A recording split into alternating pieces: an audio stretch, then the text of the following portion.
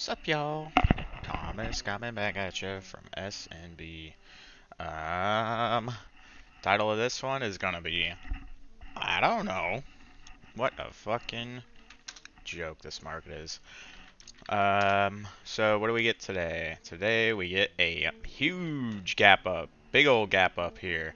We gapped up from like 297.20 all the way up here to 305. Huge gap. About 2.5% gapper on the NASDAQ. And what, you'll never guess what happens next. Well, first of all, we get a fake sell off to the gap. We bounce in no man's land. Right here at this level, at basically about 300 we bounce. Come back up. We have a gap directly to the upside. That's the funny part. Of course, dude. Just to bait all of the dumb bulls like me. We have a gap right here to the upside. Bounce off of it, and then just bleed. Fill the gap to the downside immediately, and now we're doing a little bear flag here. We got right here. This is a cheeky little bear flag we got at the bottom of this bleed off. Um, yeah, man, it's brutal. It's brutal these days. This market, just something. It's something, I'll tell you what. God. Um, Really, it feels like the only way to make any money in this market is just to immediately, if you see green, you press short button. And, yeah, then you make money. That's basically the only way to do it, it seems like. Uh, wow. But even I managed to lose money doing that today. I lost about 62 bucks on an Nvidia put. That was angering, and that's why I was like, I have to find something else to do. I'll record a video. Um, yep, so Nvidia, I bought a put and wrote it down a little ways, sold it for like barely any profit, and then we got this here. Tap on the EMA, hard rejection off EMA, bought a put, and what do we do? Go straight up. So, yeah, we took a bit of an L on that, and then I added another 5 shares to our position, average down slightly. We're about 40 bucks below our average right now, so even 5 shares averages it down a few bucks. Got my dad Dr. Pepper.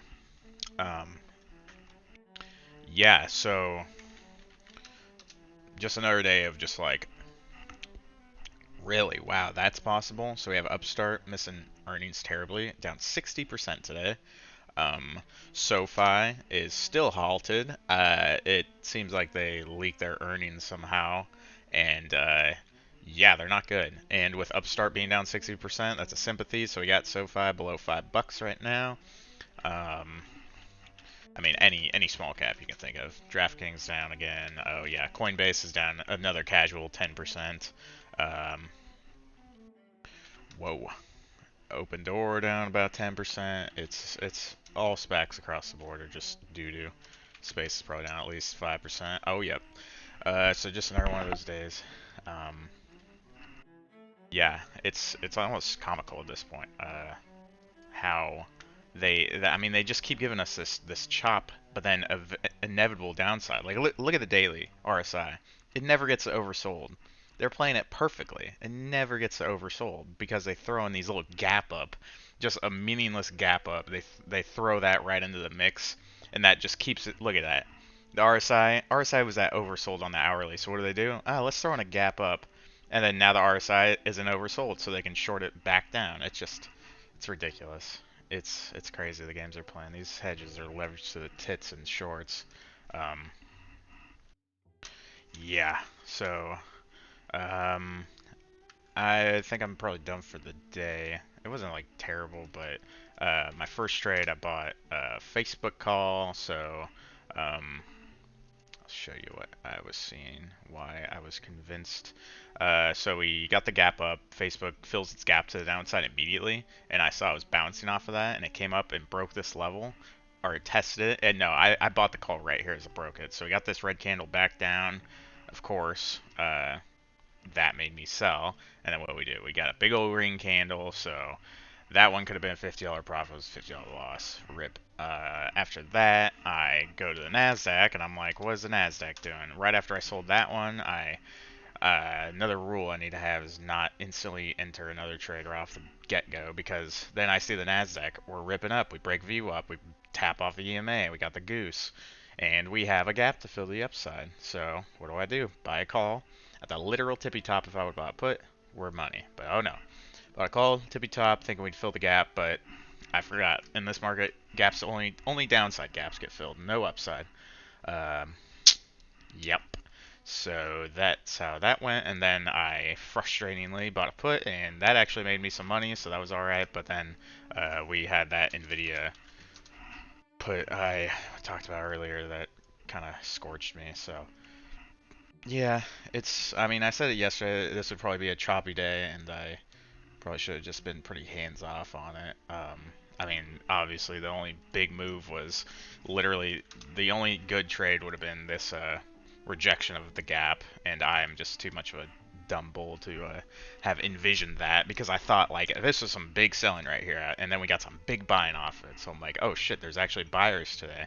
Maybe we can fill the gap, and no. So um, I'm not mad that I took the play. It was, I mean, in the normal market, those gaps get filled, but I just held it way too long. I was just on the hopium. I waited for this level, and then it still broke that, and I was still holding, just like it's a fake out. It could still get filled, and we did not. So yep, that's where we're at now. Um, and I think Biden was talking, Janet Yellen's talking. I mean, no one believes these elected fuckfaces anymore. So the markets. I mean, it usually bumps when Biden starts talking, but yeah, it's since has rejected all upside, and now we're SPY is below the low of day from yesterday, so we keep falling. Um, Big tech is sort of holding up somehow. Apple's green, Microsoft's green, Google's green today, but you look at the banks, they're all red as hell. Oh yeah, oof. Mom's retirement is not going to be happy about that. What else do we got? Energy down again. Antero Resources, the king of energy stocks, is finally falling. If I had any balls at all, I would have shorted the hell out of it way up here, but they had really good earnings, so from a fundamental standpoint, I wouldn't short something. If it was like a bad company, but it just, in this climate, energy is eventually going to topple. So it looks like it might be starting to. We'll see. Got to see what happens tomorrow. If CPI data is positive for the market, we should see upside. So I'm still holding Nvidia through the blood and horror, but yeah. Otherwise, Bitcoin is still Bitcoin bounced off 3K or 30K, I guess. But it is barely holding that for the time being, and now it's. I'll show you what's happening on Bitcoin. This way, when it. Oh my god, I hate Webull sometimes. Why does it do that? I get Webull open, I'll show you what I see.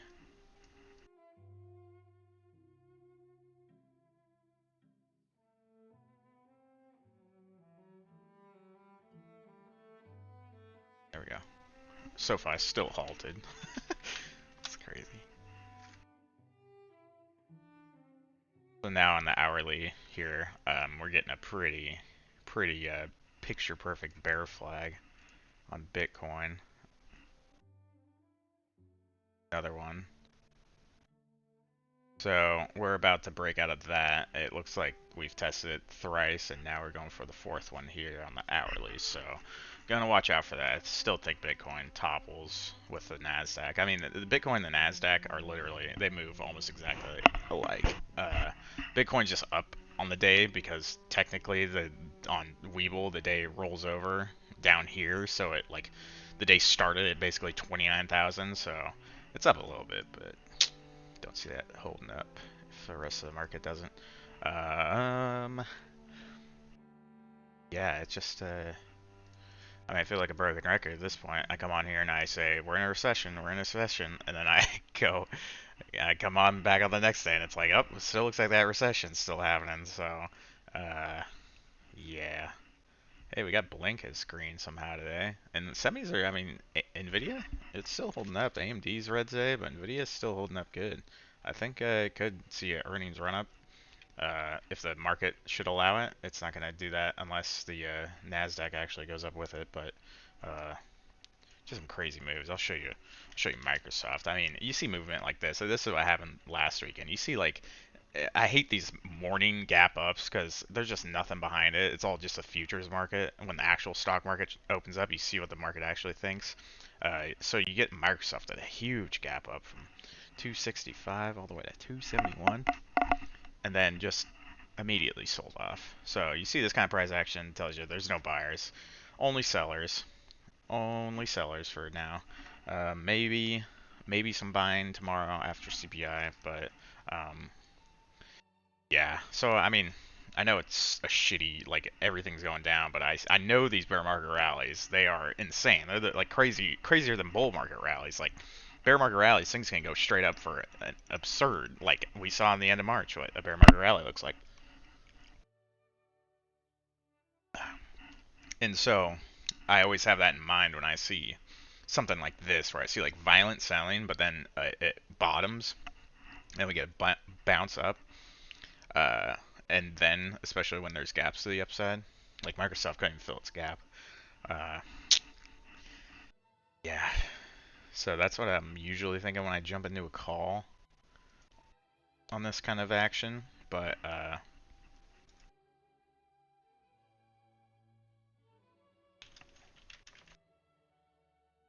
broke. But yeah, that's kind of my recap for the day. We're still in Nvidia, still in Google. Let's have some ON calls. Those aren't really going to do anything probably because there are only 66 days left on that. So unless we rally insanely into the summer, those aren't going to do much. But yeah, Facebook. So I said yesterday my levels on Facebook. God, this ugly channel it's in.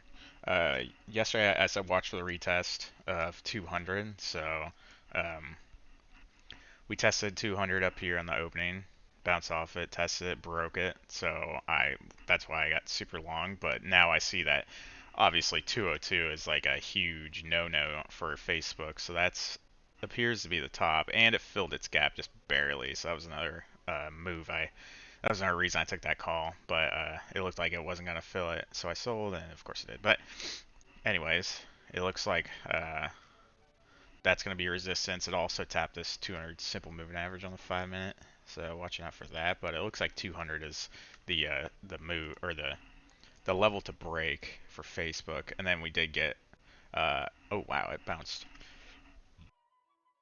pretty perfectly off of that. So yeah, we still haven't gone down to fill the gap. So I want to see it at least. It looks like it's holding up this key level at 196 for now, but we go to break that and then break below 194, that gap is getting filled to the downside. Uh,